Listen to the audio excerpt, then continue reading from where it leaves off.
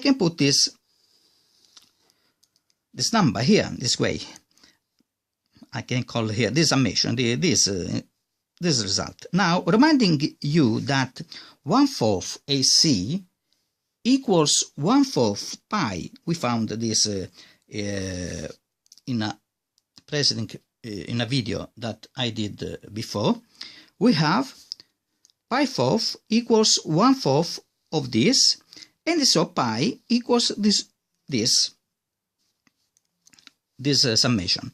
If we had divided r by the positive integer n, that is to say, instead of 8/4 here, 1, 2, 3, 4, I could have divided by 8, by 20, by 30, whichever number.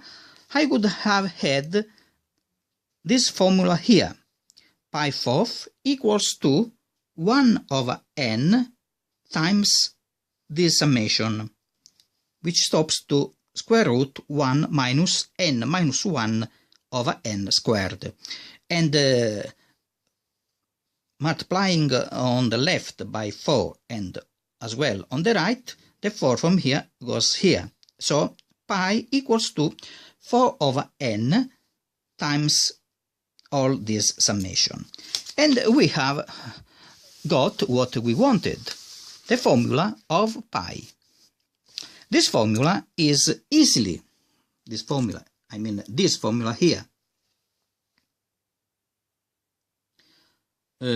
pi equals to 4 over n times this summation. We can see easily where here I have the denominator, which is n. At the end I have n minus 1 over n squared. This formula is easily manageable because it involves only elementary operations, i.e. the square of decimal numbers and the square roots of decimal numbers. The way we obtained it requires the knowledge of the Pythagoras theorem. The way we obtained this formula.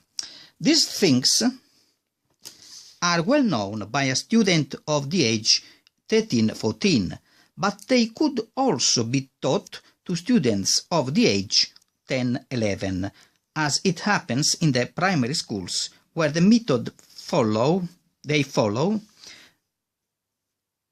is the Montessori method. Of course, increasing n, as I already said this really, increasing n, the number pi becomes more and more precise. This method could have been used by Archimedes or Euclid, but they didn't, and I don't know why. Even if they didn't know the algorithm to find the square root of a decimal number, because they could have gone on by trials and errors. You know, a square root can be also found by trials and errors.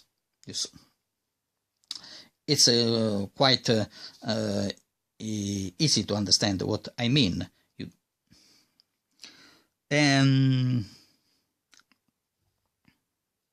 So we don't need to postpone the calculation of pi at high school when students deal with calculus.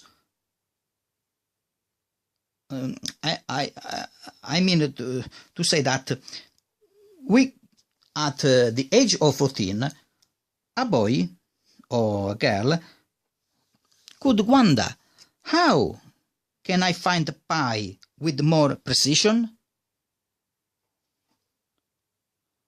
And the answer to this question usually is, you get the answer to university. You can calculate it at the end of the secondary schools when you are 18 and 19. No, it's not necessary to give this answer, but with the method I have shown, this is the formula that we have got very easily. Now, using spreadsheet, the software spreadsheet, the calculation of pi becomes a very interesting supplementary activity. We can even calculate pi from with excess and also with fat. That is to say, with this with a formula which calculate pi with the approximation from the interior. We have gone from the exterior of the a quarter rectangles, considered the rectangles from the exterior. But if we had considered the rectangles from the interior, we had got also a formula, not just this one, but one which approximates pi from a smaller value than pi itself.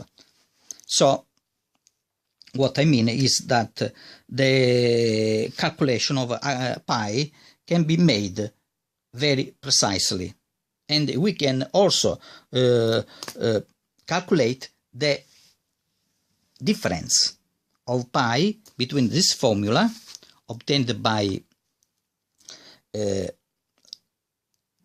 the outside rectangles, and also we could have got a formula similar to this one considering the rectangles inside the circle, and this difference, when we consider n, can be made as small as we please.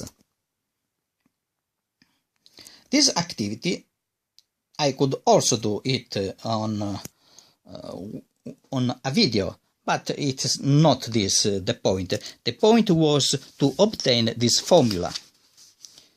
This one. This is the key, the most important result. This here you can see that there isn't any integral, no factorials, no logarithms, and no trigonometric functions, no sine and tangent, cosine, and things like this. You have only square root, and the second power of decimal numbers, which is not difficult to find. Now, one can try, in the case of I divide r, of course I have assumed r equals 1, and in the case if I divide 1 by 4, the formula is this one. One can check and see how good is the result considering my way of proceeding. This could be given as a homework to calculate pi by this formula here. Well, I hope this video, which is a very original work, could be very useful to students and as well to teachers. Thank you very much for following these short lessons.